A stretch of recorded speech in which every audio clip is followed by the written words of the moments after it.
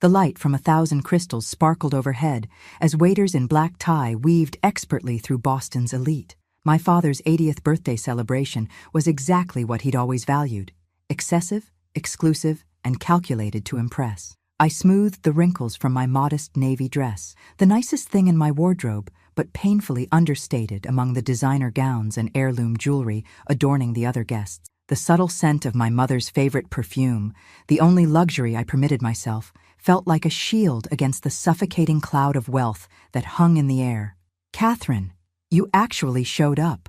My sister Victoria air-kissed near my cheek, close enough that I caught the scent of expensive bourbon on her breath. Her diamond earrings caught the light as she pulled back to examine me with barely concealed disappointment. "We didn't think you'd make an appearance. Did Melissa convince you?" "Hello to you too, Victoria," I said, taking a reluctant sip of champagne that tasted too sweet against my dry throat. "Yes, my daughter believes in family obligations, even when they're uncomfortable." Melissa appeared at my side, squeezing my arm in silent support. At 33, she navigated these waters with more grace than I ever had, her natural warmth creating a small buffer against the cold calculation that permeated the Blackwood family gatherings. "Grandfather's about to give his speech," she whispered. The room quieted as my father took center stage, leaning slightly on a polished ebony cane that looked more like a prop than a necessity. At 80, Walter Blackwood remained an imposing figure, 6 feet of sharp angles and cold determination. His silver hair perfectly styled, his custom suit hanging impeccably from shoulders that refused to bow with age. "Thank you all for celebrating this milestone with me," he began, his voice carrying the same authoritative tone that had closed billion-dollar deals and crushed countless competitors. "A man's 80th year gives him perspective on what truly matters: legacy." The word hung in the air like a judgment. I felt my stomach tighten. "I've built an empire worth fighting for, worth preserving," he continued, sweeping his gaze across the room before settling it on my brother Alexander and sister Victoria, who stood taller under his attention. "And I'm blessed with children who understood the value of what I created."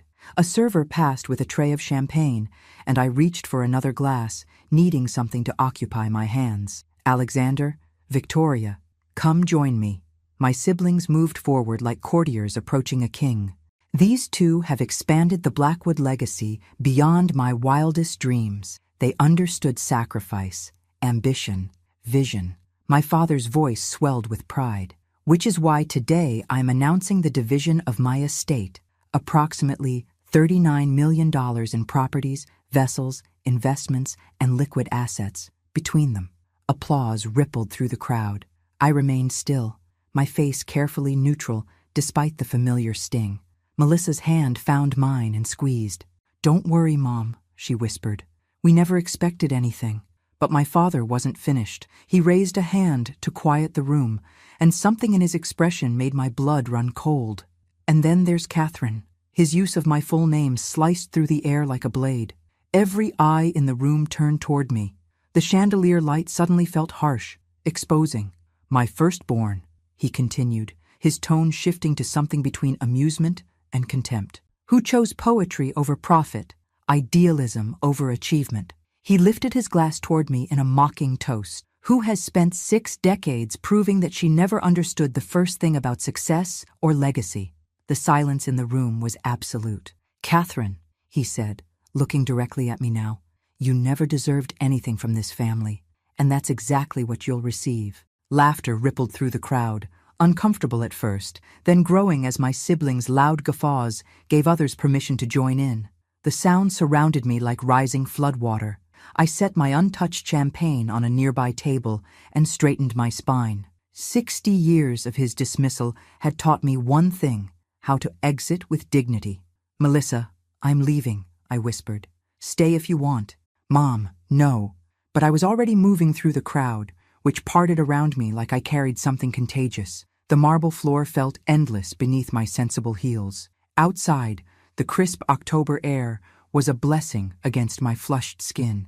I inhaled deeply, filling my lungs with the scent of autumn leaves instead of expensive cologne and judgment.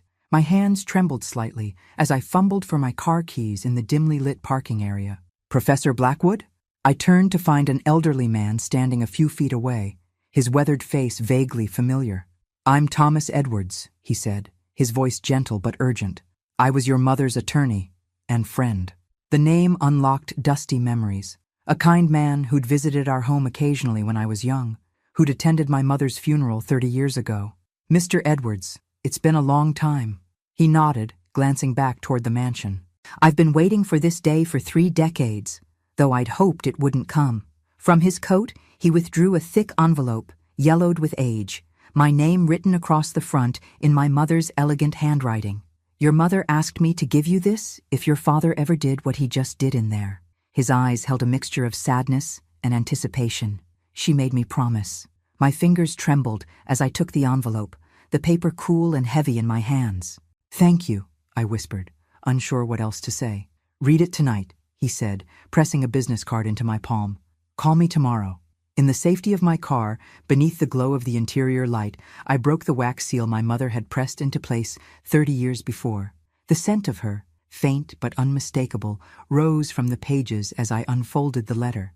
The first line stole my breath. "My darling Catherine, if you're reading this, it means your father finally did what I always feared. He tried to steal not just your birthright, but your dignity. Now it's time for you to learn the truth about everything." I read the letter 3 times that night, each reading revealing layers I'd missed before. My hands shook as I spread the accompanying documents across my kitchen table. Legal papers, bank statements, and old photographs that painted a picture so different from the family history I'd accepted my entire life. "Your father built his empire on deception," my mother wrote. "The initial capital came from my family, not his shipping ventures, as he's always claimed. When we married, he systematically transferred my inheritance into his name.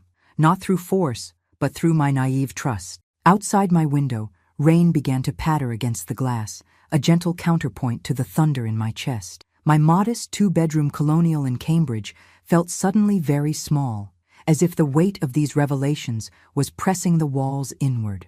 "What you never knew, Catherine, is that I stopped trusting him years before my diagnosis. I knew what he would do to you once I was gone, how he would punish you for being like me, for valuing knowledge over power, compassion over conquest." I poured myself a glass of wine, my throat dry. Eleanor Blackwood, the quiet, refined woman who had taught me poetry and taken me to museums while my siblings toured construction sites with our father, had been playing a long game I never suspected. Working with Thomas, I've created a separate holding company under the name Nightingale Ventures. Through this entity, I've acquired approximately 15% of Blackwood Enterprises' founding shares. I used money from my grandmother's trust that Walter never knew existed. The accompanying statements showed that over 3 decades, those investments had grown exponentially. The value now was staggering, nearly triple what my father had so proudly announced he was giving my siblings. Additionally, I've established a separate trust in your name, held by Atlantic Trust Bank in the Cayman Islands. The initial deposit was modest enough to avoid Walter's notice, but with Thomas's careful management, it should provide you with security regardless of what your father does. According to the most recent statement, modest had become $22 million. My teacup clattered against its saucer. All these years living on a professor's salary, careful budgeting, modest vacations, while unknown to me, I had access to a fortune. While my siblings flaunted their wealth, I'd lived simply, believing it was my only option. "I don't expect you to use this to seek revenge, Catherine. Revenge consumes the soul, but justice heals. Thomas knows all the details and will guide you. Trust him as I have." The letter ended with what broke me completely. "I've watched you grow into a woman of profound integrity, Catherine. You chose a path of meaning rather than wealth, of contribution rather than accumulation. I couldn't be prouder. Use this unexpected power wisely. It's not about the money, it's about the truth. And truth, my darling, is the ultimate legacy." Her signature, elegant, decisive, blurred beneath my tears. Dawn found me still at the kitchen table, the documents organized into neat piles, my mind racing with possibilities. The professor in me had taken over, analyzing, questioning, planning. By the time Melissa called to check on me, I had composed myself. "Mom, are you okay?" Her voice carried the weight of last night's humiliation. "Actually, yes," I said, surprising myself with the steadiness in my voice. "Something unexpected happened. "I'm coming over," she said immediately.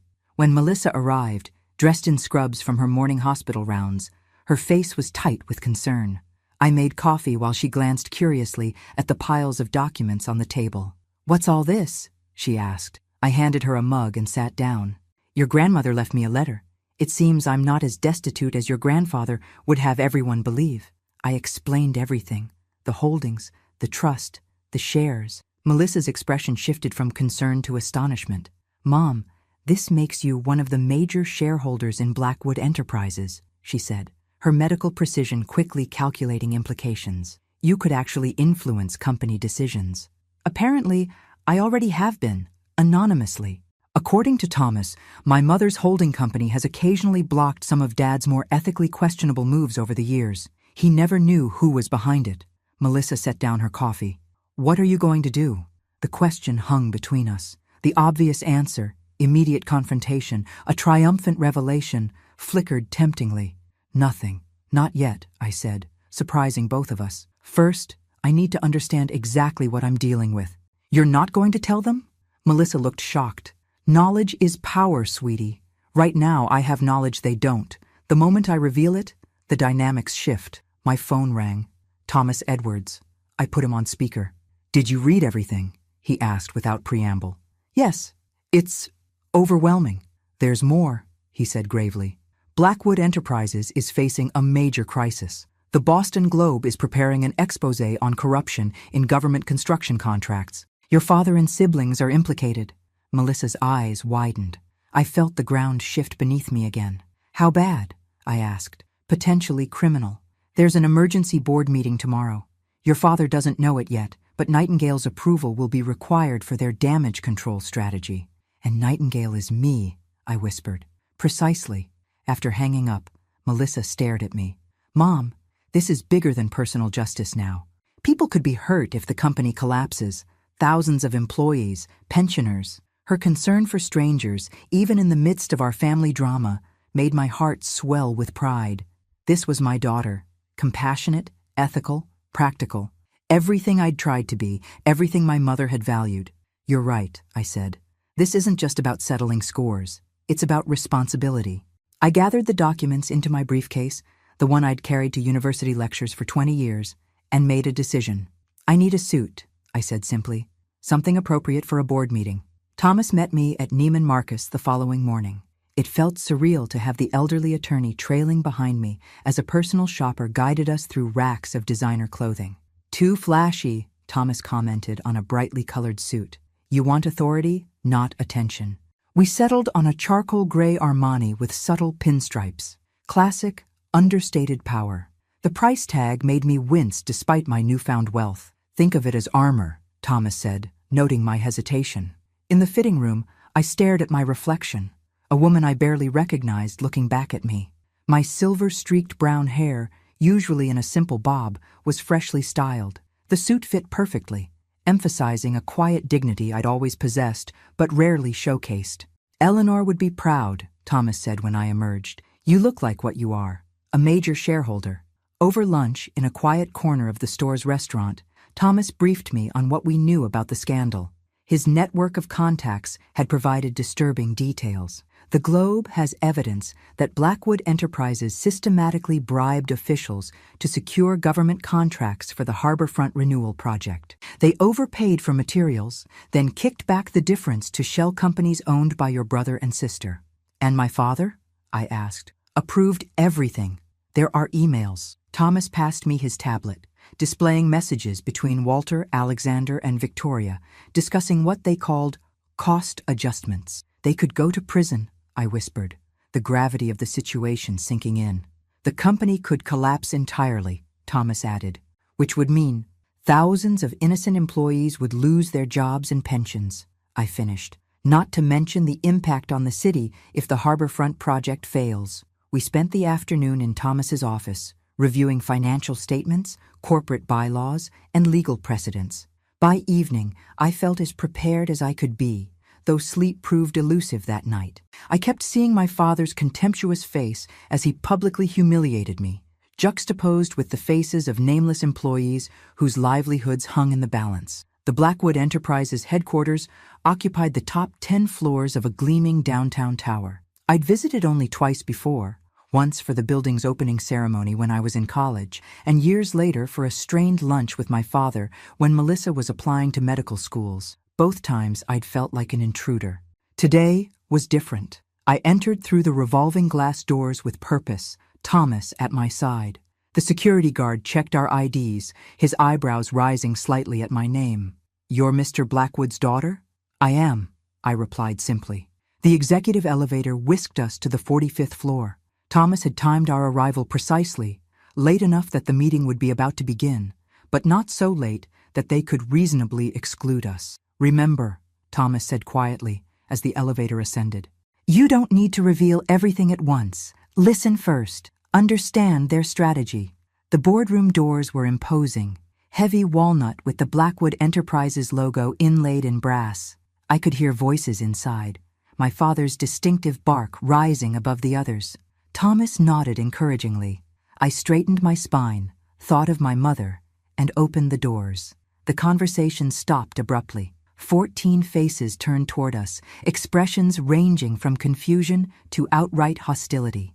My father, at the head of the table, froze mid-sentence. Alexander and Victoria, flanking him like sentinels, looked as if they'd seen a ghost. "I apologize for the interruption," I said, my voice calmer than I felt. "Please continue." "Catherine?" My father recovered first, his tone incredulous. "What do you think you're doing?"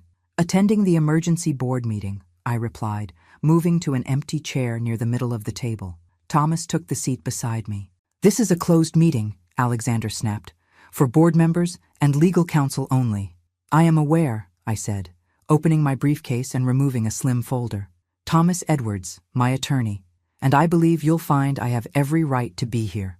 The company's lead counsel, Diane Sullivan, a sharp-featured woman I recognized from charity events, frowned.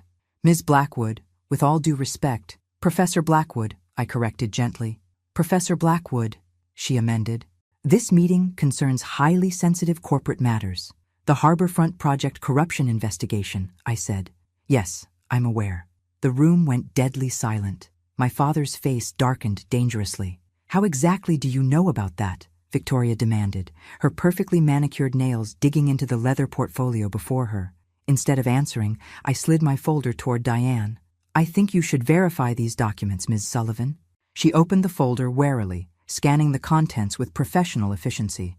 I watched her expression change. Confusion, then shock, then something approaching respect. "Mr. Blackwood," she said carefully, "it appears your daughter is the beneficial owner of Nightingale Ventures." A strangled sound escaped Alexander's throat. "That's impossible," my father said.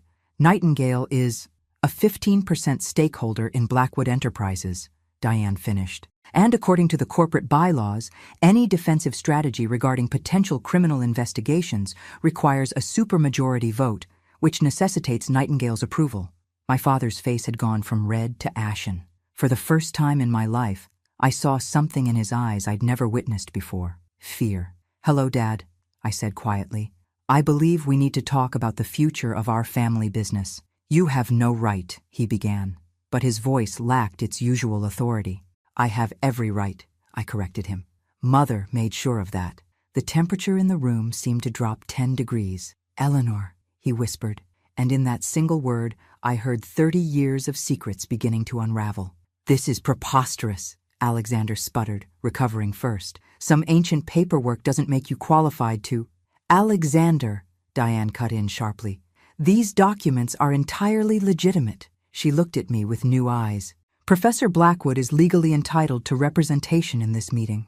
My father's hand trembled slightly as he reached for his water glass. I pretended not to notice. "I'd like to understand the situation we're facing," I said evenly, addressing Diane rather than my family members. "The full situation, please." The corporate attorney hesitated, glancing at my father. "Ms. Sullivan," I said quietly, "I own 15% of this company. That makes me your client too." She nodded, professional mask firmly back in place. "The Boston Globe has obtained documents suggesting improprieties in the Harborfront Project bidding process. They're preparing a story alleging that Blackwood Enterprises secured contracts through payments to city officials, facilitated through artificially inflated subcontractor invoices. How did they get these documents? I asked. We believe a former employee in accounting, Diane replied. Whistleblower, I corrected gently. The term is whistleblower. My brother's face flushed angrily. If you're here to moralize, I'm here to understand, I interrupted, and to help, if possible. I turned back to Diane. What's our exposure? Substantial, she admitted. Both financial and criminal. The evidence is compelling. Thomas cleared his throat. And the proposed strategy? Diane slid several documents across the table. The board was about to vote on a three-pronged approach: legal containment, strategic divestiture of the Harborfront project to a friendly third party, and scapegoating, Thomas said, scanning the papers. You're planning to pin everything on the project manager. Robert worked for us for 20 years, I said, remembering the kind man who'd always greeted me warmly on my rare visits to the company.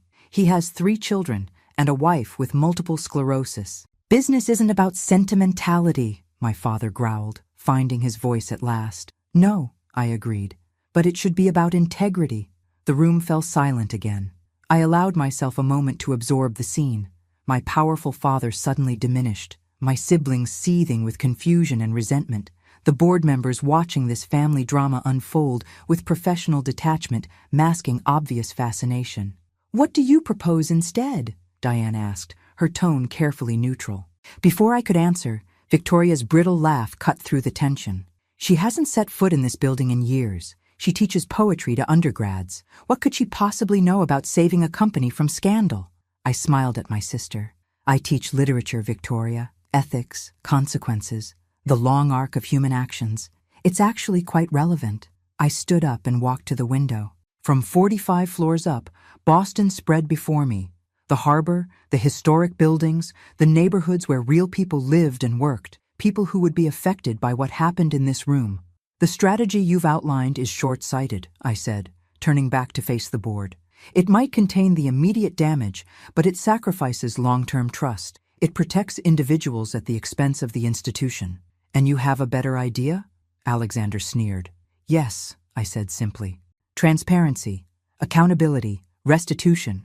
That's not a strategy, my father barked. That's suicide. Actually, Thomas interjected, opening his laptop, we've prepared an alternative approach. He distributed folders to each board member. The Blackwood Restoration Plan. I watched their faces as they reviewed our proposal, developed during yesterday's marathon session with Thomas's team. Skepticism gave way to reluctant consideration as they processed our approach, admitting wrongdoing, cooperating with authorities, establishing an ethics oversight committee, making restitution to the city, and protecting projects, jobs, and pensions. This is absurd, my father finally said, slamming his folder closed. You want us to fall on our swords. I want us to save the company, I corrected him. And yes, that means taking responsibility. Us? Victoria repeated incredulously. Suddenly it's us? It's always been us, Victoria. I just wasn't invited to the table. I met her gaze steadily. But I'm here now. Diane broke the standoff. Mr. Blackwood, legally speaking, we cannot proceed without Professor Blackwood's approval. Given the evidence the Globe has, her approach actually offers significant advantages in terms of damage control and potential sentencing leniency. Sentencing? Alexander paled. Yes, Diane said bluntly. Criminal charges are likely regardless of our strategy. The question is whether we face them as individuals or as a company. My father pushed back his chair and stood, his imposing frame now somehow smaller. This meeting is adjourned. I need to consult privately with my legal team. The board needs to vote, Walter, Diane reminded him. Today, 4 hours, he countered. We reconvene at 3. As the board members filed out, my father remained seated, staring at the table. Alexander and Victoria hovered uncertainly beside him. When the room had emptied except for us, Thomas and Diane, my father finally looked up at me. 30 years, he said, his voice hollow. 30 years she's been orchestrating this from the grave. Mother wasn't orchestrating revenge, I said quietly. She was ensuring justice would be possible someday. Justice, he repeated, the word sounding foreign on his lips. Is that what this is? No, I said. gathering my materials. This is just the beginning. Thomas and I retreated to a small conference room down the hall. Through the glass walls, I watched executives hurry past, their expressions tense, whispering urgently into phones. News was spreading. "You did well," Thomas said, pouring us both water from a crystal carafe. "Eleanor would have been proud." "I don't feel proud," I admitted. "I feel sad." I knew my father was ruthless in business, but actual corruption? Criminal behavior? Did my mother know it would go this far? Thomas shook his head. Eleanor knew his character, not his future actions. She created a safeguard, not a prophecy. My phone buzzed with a text from Melissa. "How's it going?" I typed quickly. "Complicated. We'll explain tonight." "Professor Blackwood?" Diane appeared at the doorway. "Your father is asking to speak with you, privately." I found him in his office, a vast corner space with floor-to-ceiling windows and a desk the size of my dining room table. Glass cases displayed construction models of his most famous projects. Awards lined the walls, everything designed to intimidate. 30 years, he said without preamble as I entered. 30 years I've been wondering who was behind Nightingale. Some competitor, some financial shark. Never once did I imagine. He trailed off, staring out at the city skyline. "It wasn't me," I said. "It was Mother." "Eleanor." He almost whispered her name. "She was always reading, always watching. I should have known she understood more than she let on." "She loved you," I said, surprising myself with the words. "At least in the beginning. She told me that in the letter." He turned to face me, and for the first time, I saw genuine confusion break through his carefully constructed facade. "Then why?" "Because she knew you would do exactly what you did at your birthday party. You would punish anyone who didn't mirror your values back to you." The intercom on his desk buzzed. "Mr. Blackwood, Alexander and Victoria are insisting—" "Send them in," he cut off his assistant. My siblings burst into the room, their faces twin masks of fury and fear. "The board is leaning toward Catherine's proposal," Alexander said without greeting. "Sullivan is convincing them it's the only way to minimize personal liability." "And you're just sitting here chatting?" Victoria added incredulously. "We're discussing your mother," my father replied, his voice unnaturally even. "Mother?" Victoria blinked. "What does she have to do with anything?" "Everything, apparently." He gestured toward me. "She set all this in motion before she died." Alexander looked at me as if truly seeing me for the first time. "You've been playing us." "No," I said. "I only learned about my shares 2 days ago, but now that I know, I intend to use them responsibly." "Responsibly?" Victoria's laugh was brittle. "By destroying everything we've built? By saving what can be saved?" I corrected her. "The current path leads to indictments, prison sentences, and the company's collapse. My plan offers a way forward." "Your plan requires us to admit wrongdoing," Alexander shouted. "Because there was wrongdoing," I said quietly. "The question isn't whether the company survives, but what kind of company survives." My father had been watching this exchange with strange detachment. Now he spoke. "What exactly do you want, Catherine?" The directness of the question caught me off guard. What did I want? Revenge? Validation? Justice? "I want to protect innocent employees from paying for mistakes they didn't make," I said finally. "I want to preserve what's good about this company while excising what's corrupt." "And us?" Victoria asked, her voice suddenly small. "Your plan throws us to the wolves." "No," I shook my head. "The wolves are already at the door. My plan gives you a chance to face consequences with dignity rather than disgrace." Before they could respond, Diane knocked and entered. "I'm sorry to interrupt, but there's a development. The Globe has moved up their publication timeline. The story runs tomorrow morning." Alexander swore loudly. Victoria sank into a chair. "We need the board's decision now," Diane continued. "The prosecutors have reached out for comment. We have 2 hours at most." My father's face hardened into the expression I'd seen countless times, the battle mask he wore when closing merciless deals. "I built this company from nothing," he said, his voice low and dangerous. "I won't watch it disintegrate over some technical violations." "Dad," I said, the word feeling strange in my mouth after years of distance, "these aren't technical violations. People's trust was broken. Laws were violated. The only path forward is through accountability." "Easy for you to say," Alexander snapped. "You've got nothing to lose." I turned to him, really looking at my brother, the lines of strain around his eyes. the expensive watch that suddenly seemed like a shackle. "I have exactly as much to lose as you do now," I said. "But I'm offering a way to lose with honor rather than disgrace." The room fell silent. Finally, my father spoke, each word seeming to cost him. "Present your full proposal to the board. If they vote to accept it—" He paused, the effort visibly painful. "I won't stand in the way." It wasn't surrender. It wasn't even acceptance. But it was a crack in the wall that had separated us for decades, a tiny fissure through which, perhaps, some light might eventually penetrate. 3 o'clock, I nodded and turned to leave, feeling the weight of 3 pairs of eyes on my back as the door closed behind me. The boardroom felt different when we reconvened, the air heavier, the faces graver.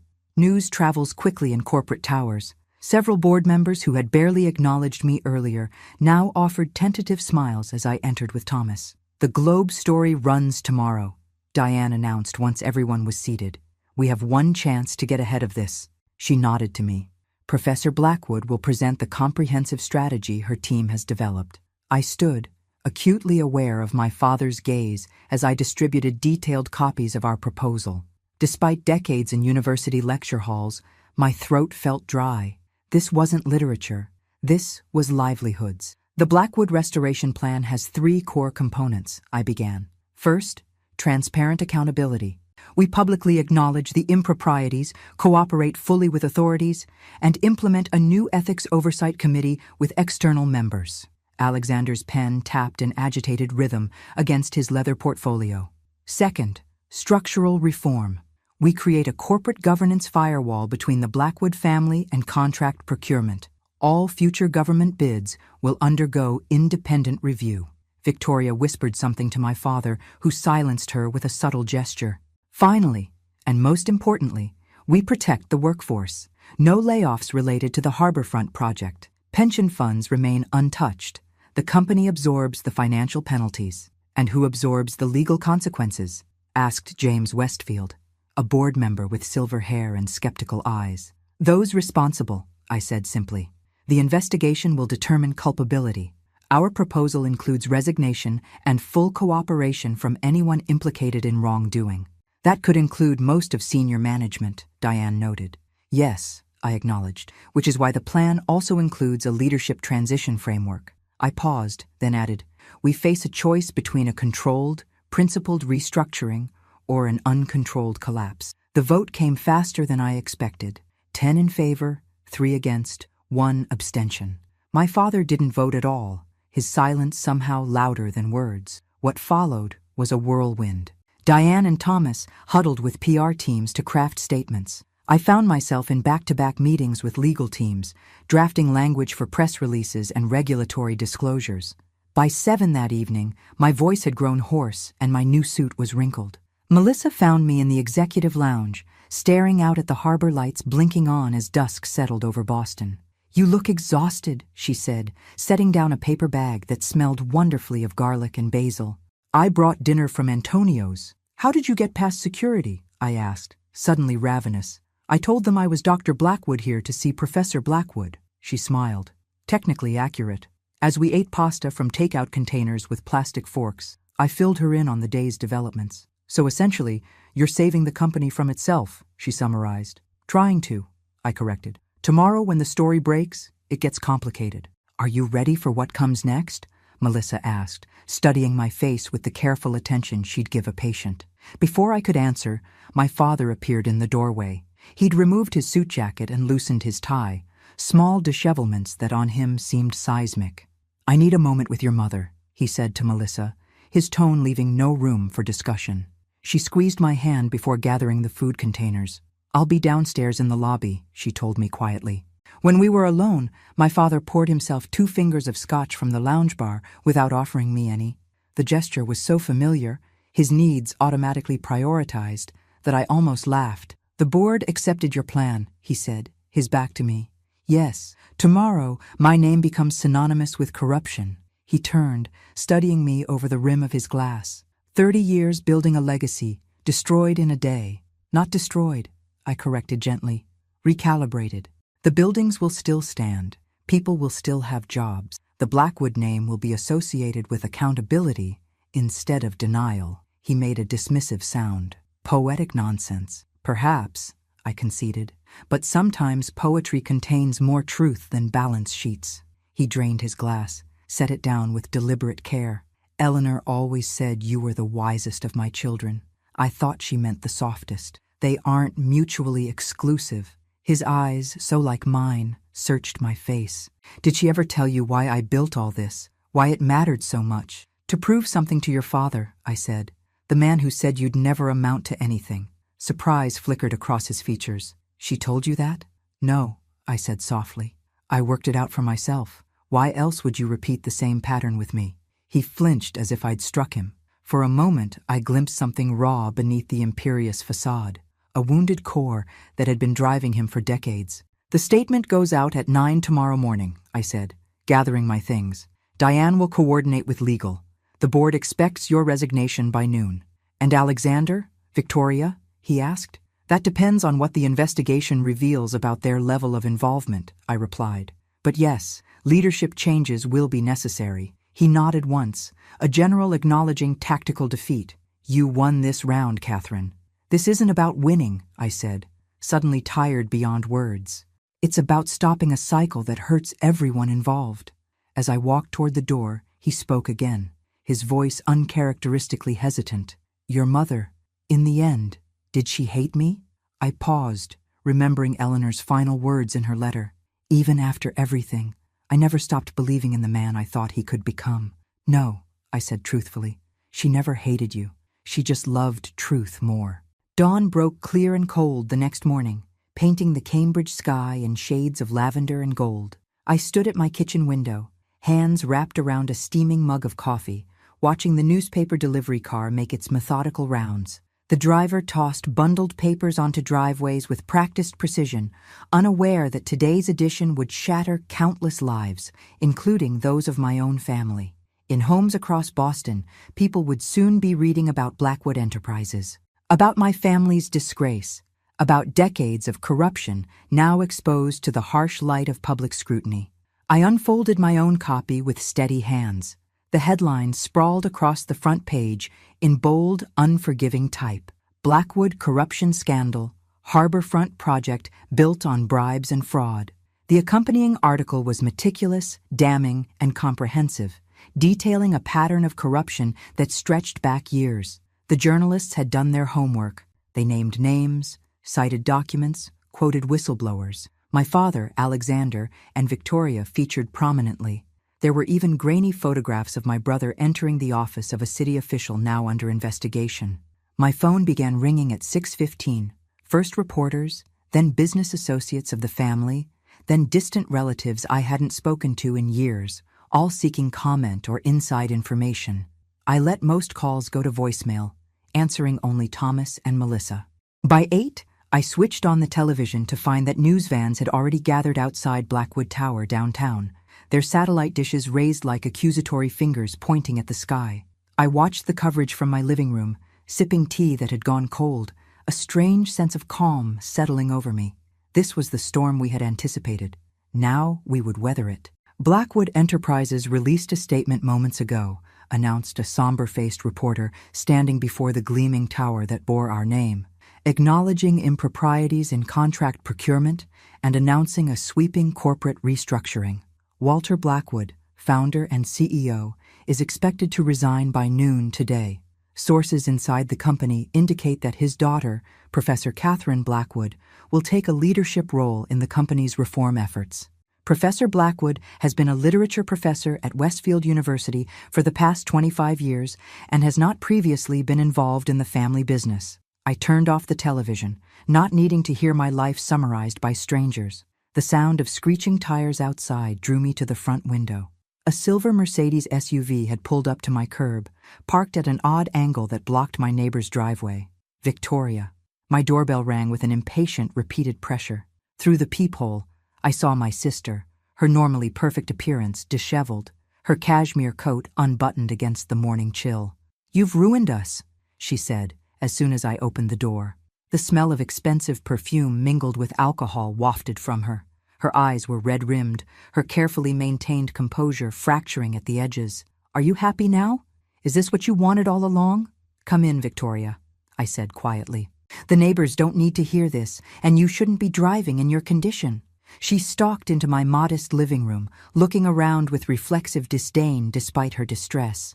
Her gaze lingered on the bookshelves that lined the walls, the worn but comfortable furniture, the framed photographs of Melissa through the years. "So this is how the virtuous live," she muttered, trailing her manicured fingers along the spines of my beloved books. "Surrounded by other people's stories instead of writing your own." I ignored the barb. "Would you like some coffee? You look like you could use it." "What I could use is for this nightmare to end," she snapped, but she nodded tersely. I busied myself in the kitchen, giving her a moment to collect herself. When I returned with 2 mugs, she had removed her coat and was sitting rigidly on my couch. "Alexander's lawyer called this morning," she said, accepting the coffee with unsteady hands. "He says Alexander could face jail time. Actual jail time, Catherine." "That depends on his level of involvement," I said, "and his cooperation going forward." "Cooperation?" She laughed bitterly. "You mean confession, surrender, throwing himself at the mercy of some ambitious prosecutor who wants to make a name by taking down the Blackwoods." "I mean taking responsibility," I corrected. "There's dignity in that, Victoria, more than in denial or deflection." She sank deeper into the couch, suddenly deflating. "Easy for you to say. You've got nothing to lose." The echo of Alexander's words from yesterday struck me. "Is that really how you see me? As having nothing?" Victoria looked up, mascara smudged beneath eyes so like our mother's. "You teach literature at a second-rate college. You live in this shoebox. You drive a car that's older than Melissa. Your idea of success is getting students to appreciate Shakespeare, for God's sake. And yet here I am, controlling the future of Blackwood Enterprises." I sat across from her. "Maybe your definition of nothing needs reconsidering." She stared at me as if seeing a stranger. "Mother left you all that money, all that power, and you never used it. Never even knew about it. Why would she do that?" "I think she was waiting," I said thoughtfully, "for the moment when it would matter most." "And now you're the savior," Victoria said bitterly. "The ethical Blackwood, the one untainted by all the dirty money that paid for your education, your comfortable life, your precious moral high ground." "No," I shook my head. "Just the one who happened to be standing in the right place when it all started falling apart." My phone chimed with a text from Thomas. "Board confirms Walter's resignation received. Press conference at 2 p.m. Your presence requested." I showed Victoria the message. Something shifted in her expression. The reality of our father's capitulation finally sinking in. Walter Blackwood had never surrendered anything in his life. That he would resign his position, his creation, his identity, spoke volumes about the severity of the situation. "What happens to us?" she asked, suddenly sounding like the little sister I barely remembered from childhood, the one who would crawl into my bed during thunderstorms, seeking comfort from nightmares. "To Alexander and me? That depends on you," I said honestly.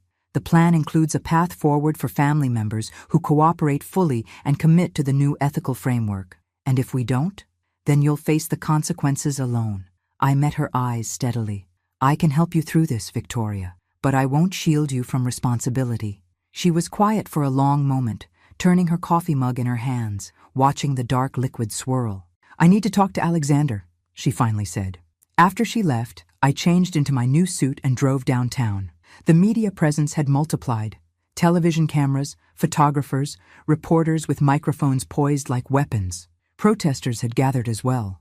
Employees worried about their jobs, activists with signs decrying corporate corruption, ordinary citizens expressing their disgust at yet another example of wealthy entitlement. I slipped in through a side entrance where Thomas waited, his weathered face grave but resolute. "The transition team is assembled," he said, guiding me through back corridors. "The board wants you to make a statement at the press conference." "Me? Why?" "You represent continuity and change simultaneously. The Blackwood name without the Blackwood baggage." The press conference felt surreal. Camera flashes, microphones thrust forward, reporters shouting questions as Diane introduced me. I'd spent my career in quiet lecture halls, not media circuses. "Professor Catherine Blackwood will address you regarding the future of Blackwood Enterprises," she announced, stepping aside. I approached the podium, the prepared statement in my hands. But as I looked out at the sea of faces, some hostile, some curious, all intent, I set the paper aside. "Today is difficult," I began, my voice steady despite the butterflies in my stomach. Difficult for our employees, our partners, and yes, for the Blackwood family. The improprieties revealed in today's news are inexcusable. They represent a betrayal of public trust that cannot be minimized or explained away. Camera shutters clicked rapidly. In the front row, Thomas gave me an encouraging nod. But Blackwood Enterprises is more than the sum of its mistakes. It's the thousands of employees who had no part in these actions. It's the buildings that house businesses, the bridges that connect communities, the developments that revitalize neighborhoods. I paused, making eye contact with several reporters. My father, Walter Blackwood, has resigned as CEO. This is appropriate and necessary.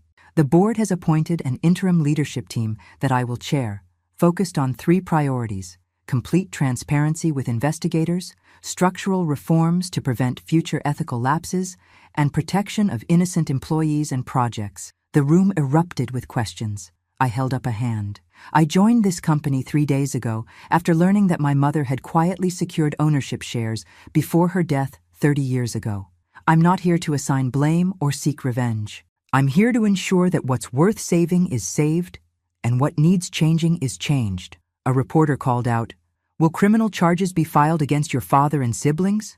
"That's for prosecutors to determine," I answered. "What I can tell you is that anyone involved will cooperate fully with authorities." Another voice, "What qualifies you to lead this company?" I smiled slightly. 30 years teaching ethics and literature. A lifetime observing the consequences of choices made solely for profit. And perhaps most importantly, the perspective of someone who wasn't in the room when the problematic decisions were made. The questions continued for 20 minutes. When Diane finally ended the session, I felt drained, but oddly exhilarated. In the green room afterward, I found my father watching the coverage on a monitor, his face unreadable. "Not bad," he said, surprising me. "You didn't throw us to the wolves. That was never my intention." He turned to face me. "Your proposal this morning, you were serious?" "Completely. Why would you want my help? I'm toxic now." "Because you know this business," I said, "and because despite everything, you're still my father." Something flickered across his face, perhaps the ghost of emotion long suppressed. "What exactly are you proposing?" "An advisory role, behind the scenes. Help me understand the business while I navigate the ethical reset." He considered this, his businessman's mind visibly calculating angles. "And Alexander and Victoria? That depends on their choices now," I said. "The door is open, but they have to walk through it willingly." Later that afternoon, I found myself in what had been my father's office, now temporarily mine. The city stretched below, the harbor visible in the distance. I traced the skyline, identifying buildings with the Blackwood name attached to them, concrete and steel testaments to my father's vision, however flawed the man himself might be. Melissa called as the sun was setting, casting long shadows across the office floor. "How are you holding up?" she asked. "Strangely, okay," I answered. "It's overwhelming, but also clarifying." "Mom, I saw your press conference. You were amazing." Her voice held a note of pride that warmed me. "But are you sure about Grandfather? After everything he did?" "I'm offering him a chance at redemption," I said. "Whether he takes it is up to him." The first week of the Blackwood transformation was brutal. Prosecutors interviewed key executives daily. We surrendered thousands of documents. The stock price plummeted, then stabilized as investors cautiously approved our transparency approach. I worked 16-hour days, sleeping on the office couch more than once. Alexander surprised me by being the first to truly engage with the new reality. He appeared in my office late one evening, looking haggard but resolute. "I've been going through the harborfront files," he said without preamble. "There's more than the Globe knows." I gestured for him to sit. "Tell me."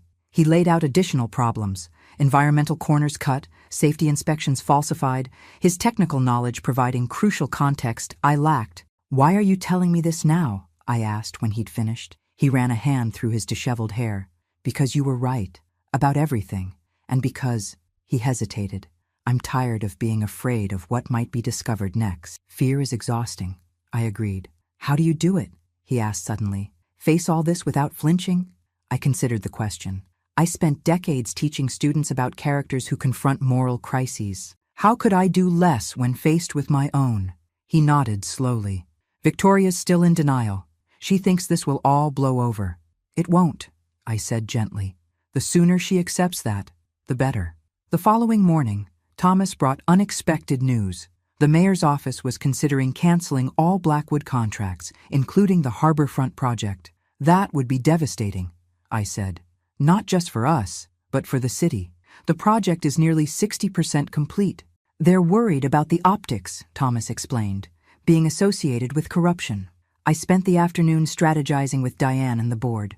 By evening, we had crafted a bold proposal: the creation of an independent oversight committee with community representation to monitor the project's completion.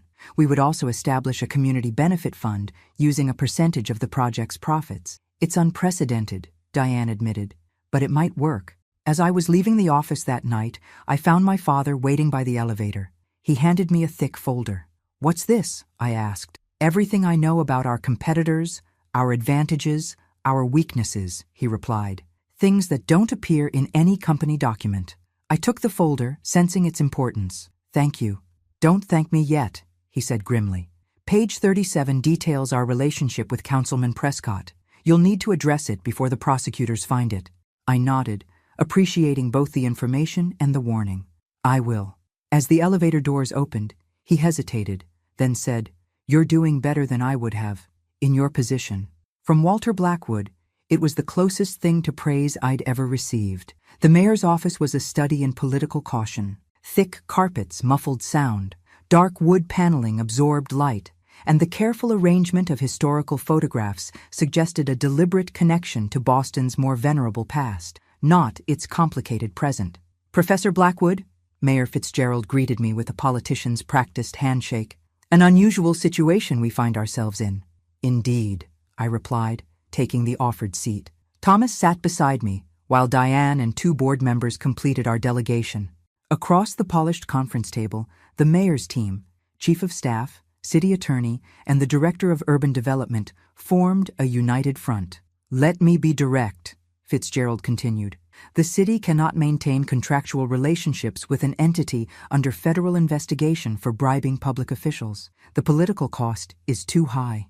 "I understand your position," I said, "but canceling the contracts would harm thousands of workers and leave the waterfront half-developed for years." "That's unfortunate, but it's also unnecessary," I interjected, opening my presentation folder. "We've developed an alternative that protects the city while allowing the projects to continue." For the next hour, we outlined our proposal: an independent oversight committee with significant city and community representation, complete financial transparency, and the establishment of a $10 million community benefit fund. The community benefit fund would support affordable housing, public spaces, and job training for local residents, I explained. And we're prepared to accept reduced profit margins to ensure it's properly funded. The mayor leaned back, fingers steepled. "It's an interesting proposal, but why should the city trust Blackwood Enterprises now?" "Because we're not the same company," I said simply. "Different leadership, different values, different priorities. And because we're the only ones positioned to finish what's been started without years of delay and litigation." The urban development director nodded reluctantly. "She has a point. Rebidding these projects would set us back at least 3 years. After 2 more meetings and countless revisions, we reached an agreement.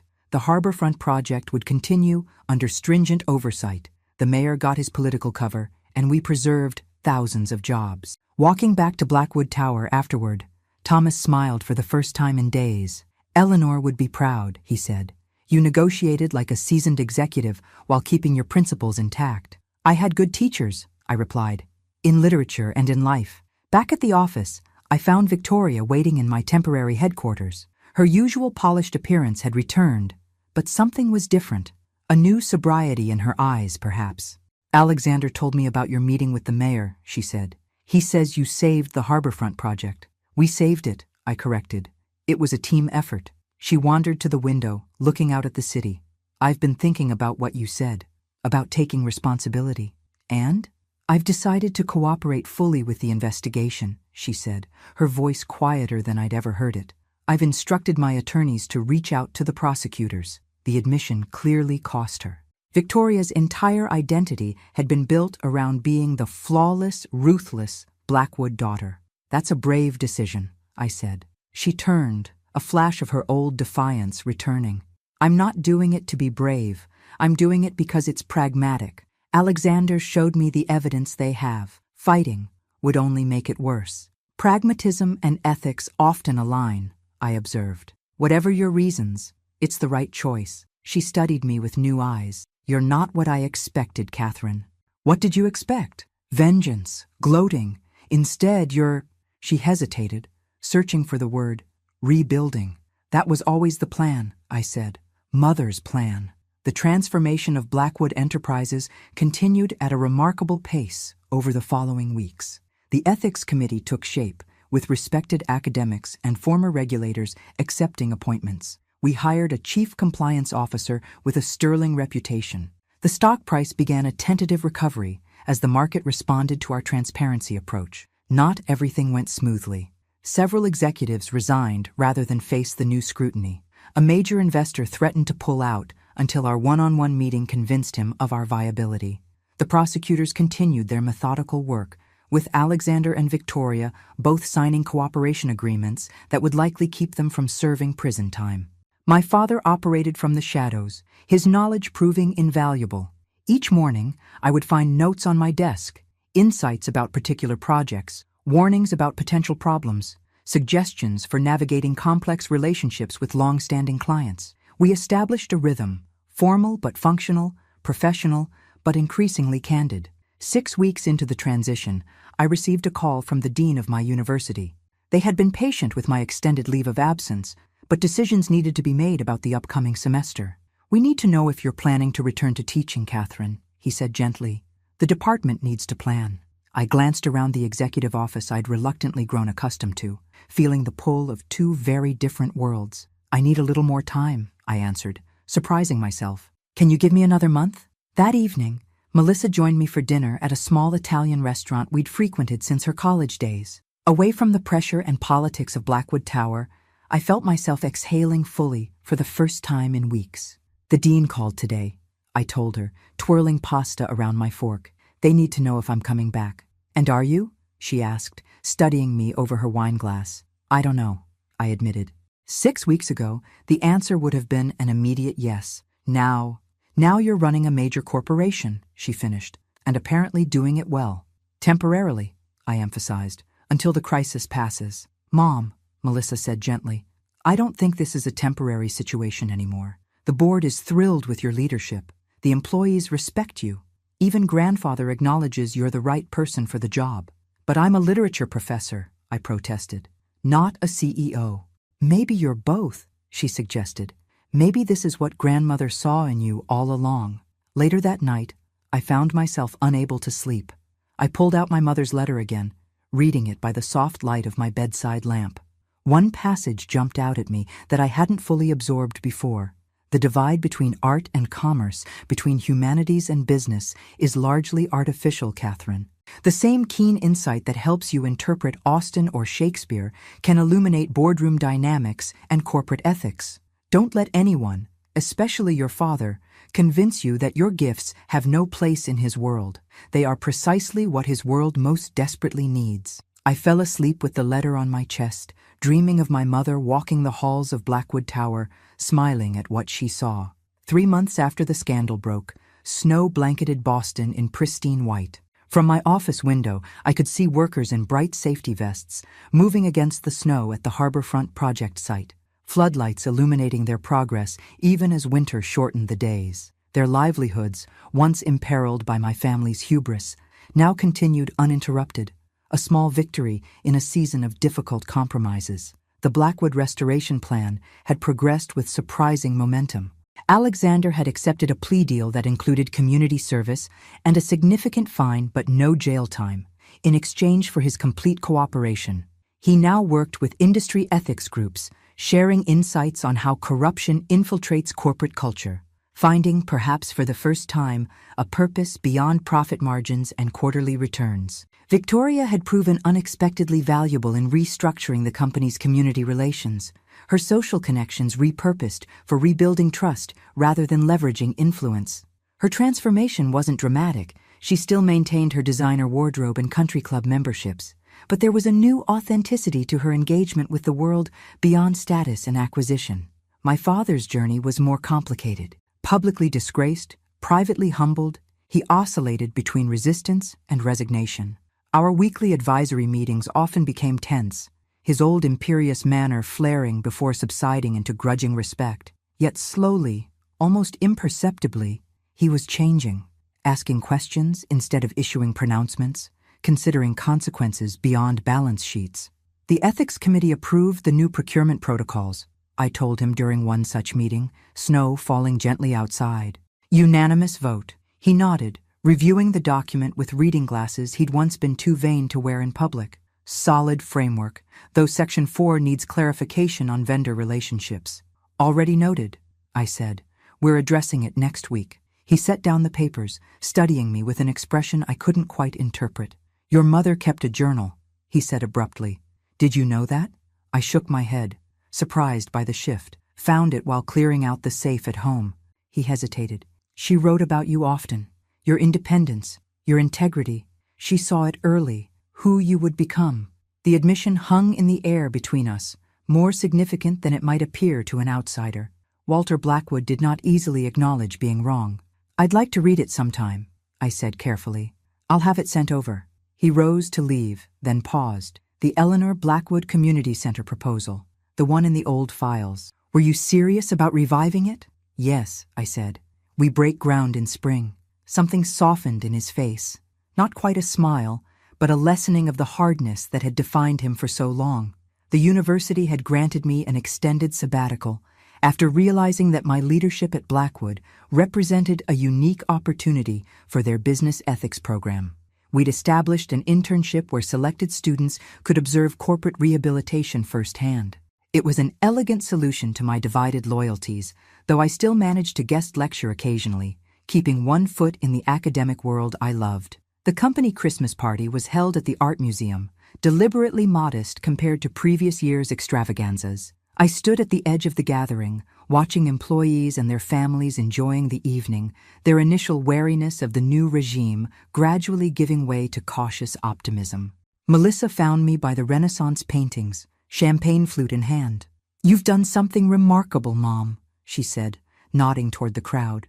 They're not just relieved to have jobs, they're proud again. It's still fragile, I cautioned. We have a long way to go. But you've started, she insisted. That's what matters. Across the room, I spotted my father in conversation with Diane and several board members. He caught my eye and lifted his glass slightly, a subtle acknowledgement. Did I ever tell you about the book I was teaching the day your grandmother's letter found me? I asked Melissa suddenly. She shook her head. The Winter's Tale, Shakespeare's story of loss, redemption, and unexpected second chances. I smiled at the memory. I've taught it dozens of times, but never truly understood its power until now. Later that evening, I visited the company archive, a climate-controlled room in the basement where Blackwood Enterprises' history was meticulously preserved. Among the blueprints and photographs, I found what I was seeking: the original incorporation documents, my mother's signature beside my father's, her contribution obscured but essential from the very beginning. I traced her elegant handwriting with my fingertip, feeling a connection across decades. We did it, Mom, I whispered to the empty room. We're reclaiming your vision. Spring arrived with unexpected gentleness. The groundbreaking ceremony for the Eleanor Blackwood Community Center drew a modest crowd. Employees, neighbors, city officials cautiously embracing the company's new direction. I stood at the podium, sunlight warm on my shoulders, my father seated nearby with Alexander and Victoria, flanking him like bookends. Melissa stood in the front row, her face shining with quiet pride. This center represents more than a building, I said, my voice carrying across the gathered faces. It embodies a commitment to values that transcend profit margins: knowledge, community, accessibility, and truth. As I pressed the ceremonial shovel into the soil, I felt something shift into place, not an ending, but a continuation. The Blackwood legacy reconceived not as towers of glass and steel, but as spaces where people could gather, learn, and grow. The board had recently approached me about removing the interim from my CEO title. I'd asked for time to consider, though Melissa had simply smiled knowingly when I told her. Some choices make themselves, she'd said, That evening, I visited my mother's grave for the first time in years. The cemetery was peaceful in the gathering twilight, birds calling softly from newly budding trees. I placed white roses, her favorite, against the simple headstone. "You saw so far ahead," I said quietly. "You planted seeds knowing you wouldn't see them flower." A gentle breeze stirred the grass around me, carrying the scent of earth awakening after winter's sleep. In that moment, I understood with perfect clarity what my mother had known all along. True legacy isn't built in steel and concrete or measured in dollars and cents. It lives in the choices we make, the truths we honor, and the bridges we build across the chasms that divide us. Some fortunes are counted in buildings, others in broken cycles, mended relationships, and reclaimed dignity.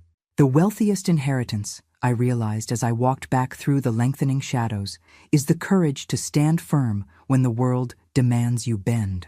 5 years later, autumn sunlight streamed through the floor-to-ceiling windows of the Eleanor Blackwood Library, casting warm rectangles across the polished oak tables where a dozen teenagers hunched over books and laptops. I paused in the doorway, savoring the quiet rustle of pages turning and the occasional whispered consultation.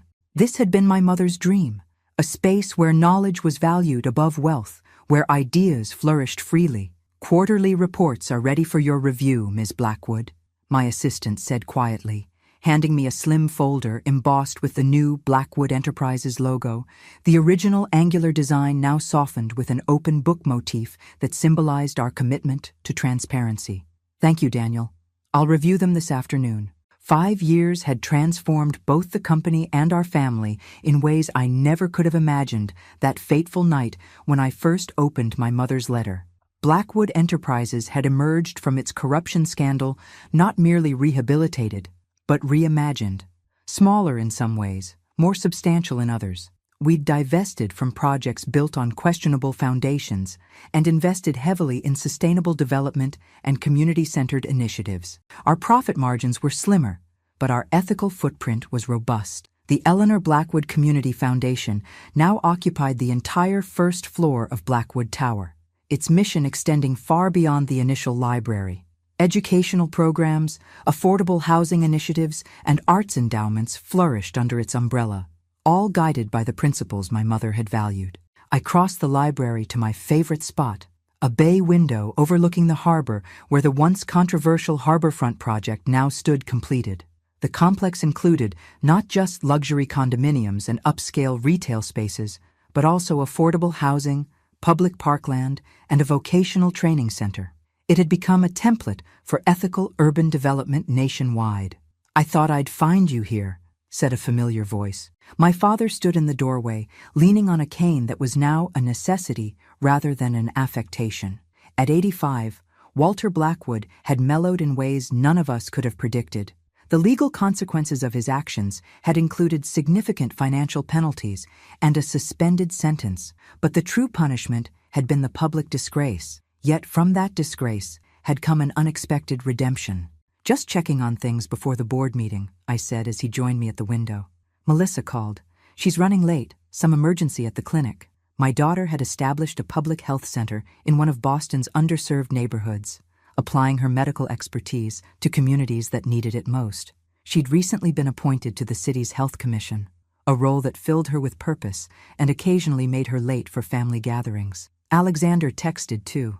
The ethics seminar in Chicago ran long. My brother had transformed his experience into something constructive, becoming a sought-after speaker on corporate ethics and compliance. His genuine remorse and commitment to reform had gradually earned him respect in circles where the Blackwood name had once been synonymous with corruption. "And Victoria?" I asked, already at the restaurant with her family. My sister had perhaps undergone the most surprising transformation. After a period of intense rebellion against the new order, she had eventually found her place managing the Foundation's international initiatives, her social connections repurposed for fundraising and awareness. My father gazed out at the harbor, his profile still proud but softened by time and humility. "I was looking at the quarterly numbers this morning," he said. "We're still not where we were before." "No," I agreed. "We're somewhere better." He nodded slowly. "Eleanor always said that there were measurements beyond money." A small smile crossed his face. I never understood what she meant until now. We stood in companionable silence, watching sailboats cut white paths across the blue harbor. 5 years ago, such a moment would have been unimaginable. The literature professor and the disgraced tycoon finding common ground in a shared legacy. "Ready for dinner?" he asked finally. "It's not often we get everyone together these days." "Just one more thing to check," I said, leading him to a corner of the library where a glass case displayed artifacts from Blackwood history. Among them lay my mother's letter, carefully preserved, its yellowed pages a testament to her foresight and wisdom. Beside it rested a new edition, the first edition of my book, The Unexpected Inheritance, Ethics, Business, and Family Legacy. It had grown from a sabbatical project into something more significant, part memoir, part business ethics treatise, part exploration of how literature's moral frameworks could inform corporate governance. My father studied the display, then turned to me with a rare expression of naked emotion. "She would be proud of you, Catherine, of what you've built from what was broken." "Of what we've all built," I corrected gently, taking his arm as we walked toward the elevator. "Some inheritances aren't measured in dollars, but in the courage to reimagine what's possible." As we stepped outside into the crisp autumn air, I glanced back at the building where my mother's name now shone in elegant copper letters. The true fortune, I had learned, wasn't in the accounts she had secretly established or the shares she had quietly purchased. It was in the values she had planted, seeds that had waited patiently for the right season to bloom. Sometimes the most valuable legacy isn't what we accumulate, but what we dare to transform. And sometimes the most unexpected inheritance is the chance to become who we were always meant to be.